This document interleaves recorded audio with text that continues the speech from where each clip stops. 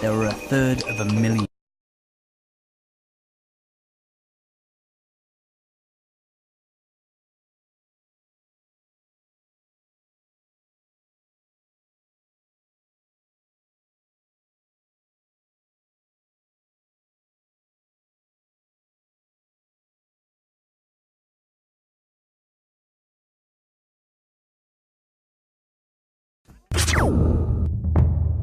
This is the beginning.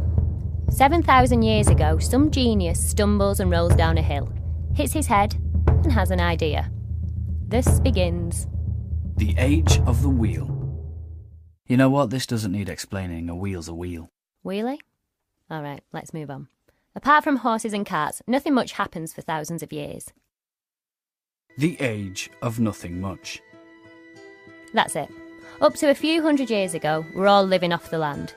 If you're going to move into the city, you have to be able to get hold of the bare essentials of life. Food, a house, a job. An Xbox? Correct, mostly. Whole civilizations rise and fall waiting for a breakthrough in moving stuff around. And then 3 come at once. The year 100, 200, 300, 400, 500, 600, 1700. The age of barge. Right, let's get it straight. No canal, no Manchester. The Bridgewater Canal was the beginning of the world's first industrial city, because this is where all the stuff arrived. World first. This gent is the Duke of Bridgewater. Nice hat. Nice hat man needed to get coal from his mines in Worsley into town to sell, so he built a canal. And that canal pretty much started the Industrial Revolution. Into Manchester sailed cotton, bricks and paving stones, food, and finally, people. There was even a passenger station down in Castlefield with timetables and tickets. Canals could shift huge weights and quantities. We still say barging in. And it's still annoying. Among other things, the canals shipped Manchester's finest raw sewage to Yorkshire. Not just for pleasure, but to use as fertiliser. Where there's muck, there's brass. Barges were pulled by horses, making this The age of horsepower. Up until now, if you couldn't afford your own carriage, and you couldn't, you had to live in walking distance of work. The city starts to expand at a stupendous rate. In 1801, Manchester and Salford together only added up to 90,000 people. And boom, by 1851, there were 1/3 of a million. Imagine getting 10,000 new neighbours every Christmas for half a century. The city was soon packed to bursting. Enter John Greenwood, who set up the first horse bus service in the country, so workers could commute into town from Pendleton. Londoners will try and tell you that they had buses first, but the fact is, Greenwood ran his first bus way back in 1824. And so the middle classes started escaping to the suburbs, rather than having to bunk up with the unwashed. Greenwood's omnibuses were pretty basic. A bone-jangling wooden box on wheels crammed with 9 people, and that was first class.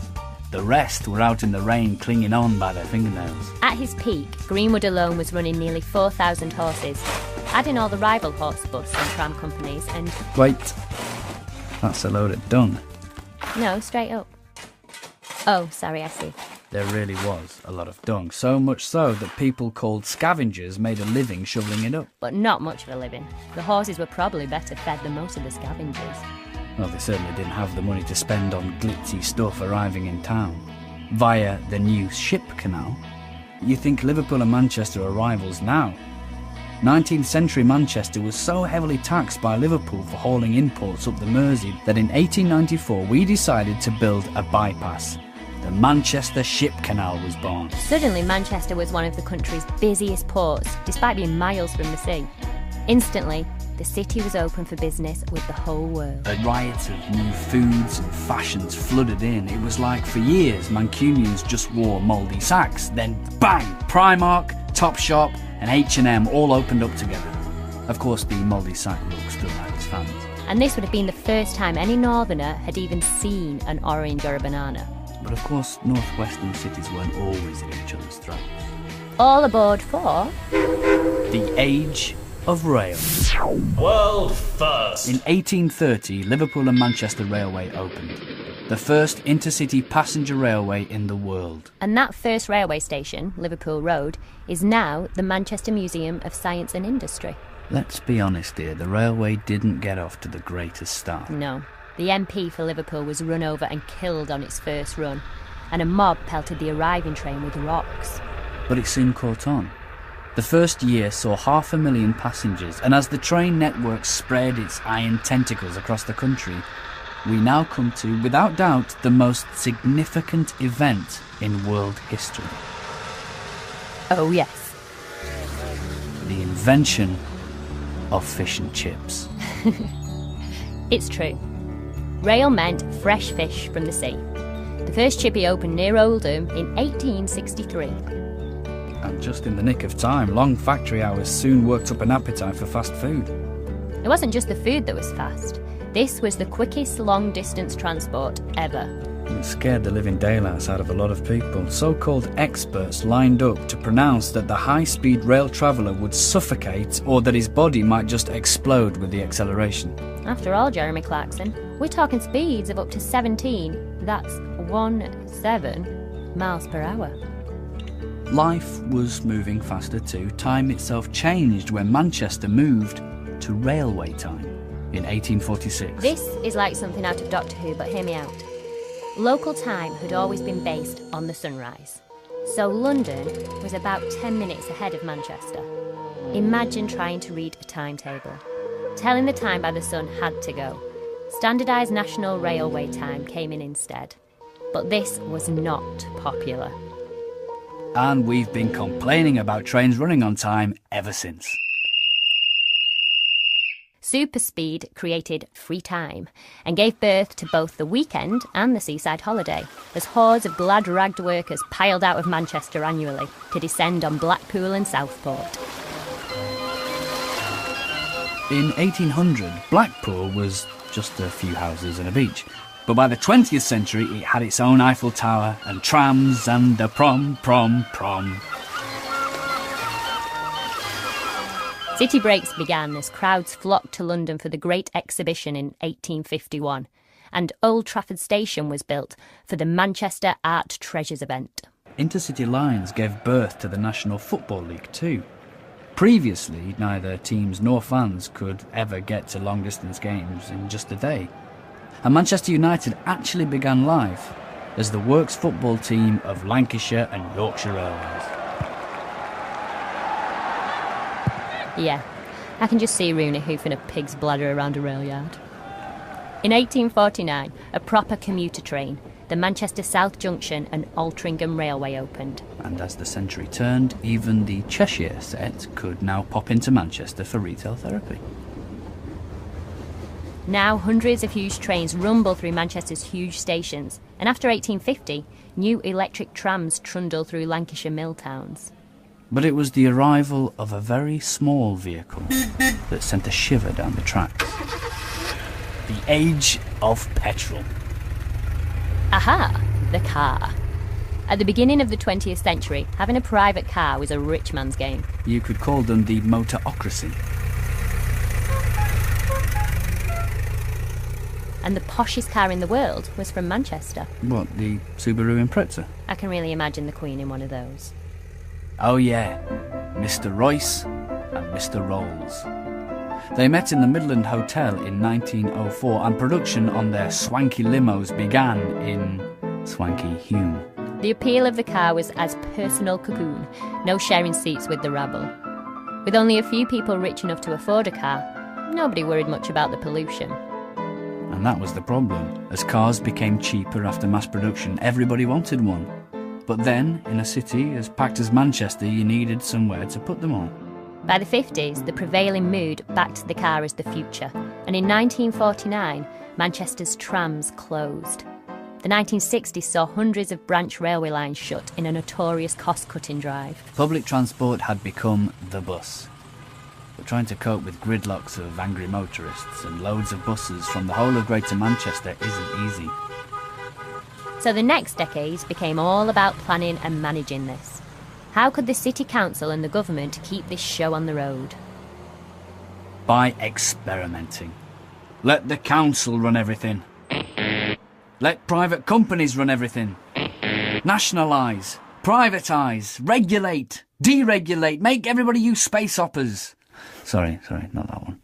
The Holy Grail was primarily providing a public service, but one that could bring in enough cash to keep wheels rolling and still have attractively patterned seat covers. And that brings us to... Now! By the 1980s, punch-drunk after the decline in manufacturing, Manchester was on a downer. No wonder all the music from back then sounds so miserable. Manchester gave itself a shake and decided to grab the future with both hands. A master plan was put together. The big idea? Bring back the trams. So the Metrolink opened in 1992 and finally connected the city centre and all Manchester's stations, setting the ball rolling for the modernisation of the city. The canal system was overhauled, the old docks reopened as Salford Quays, whole sections of the city were rebuilt and cleaned up, including Piccadilly Station and Castlefield, where it all began. The council cannily hung on to Manchester Airport after many cities had sold theirs, and today it makes us a world player, just like the canals first did 250 years ago. So here we are in...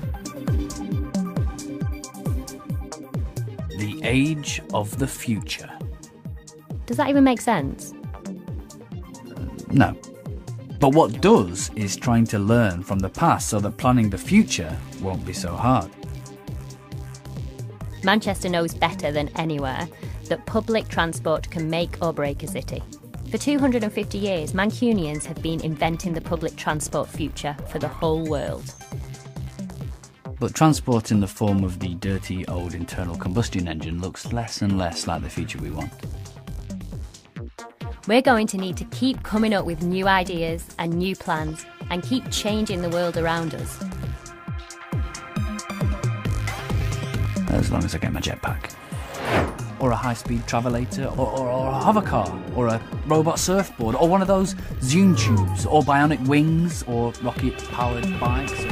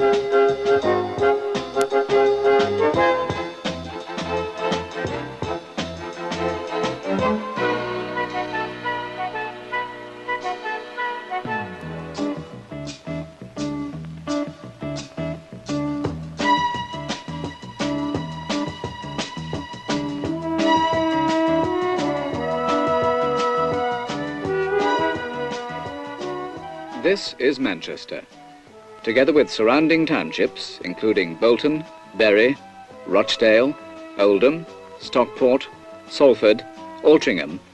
It covers over 700 square miles and sustains nearly 3 million people. It's said to be one of the world's largest and most important industrial regions, and in the United Kingdom, second only to London. Within its boundaries, in addition to a profusion of industry, there are teeming narrow streets, bustling wide freeways, busy docks, industrious urban areas, quiet dormitory communities, and tranquil open country.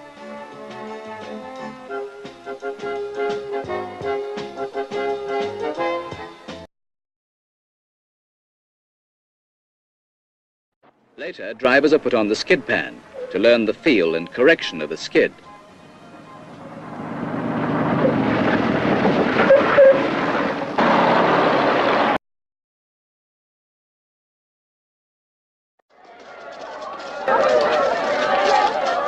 As well as normal peak travel periods, there are regular occasions after football matches, for instance, when very large crowds want instant or nearly instant transport.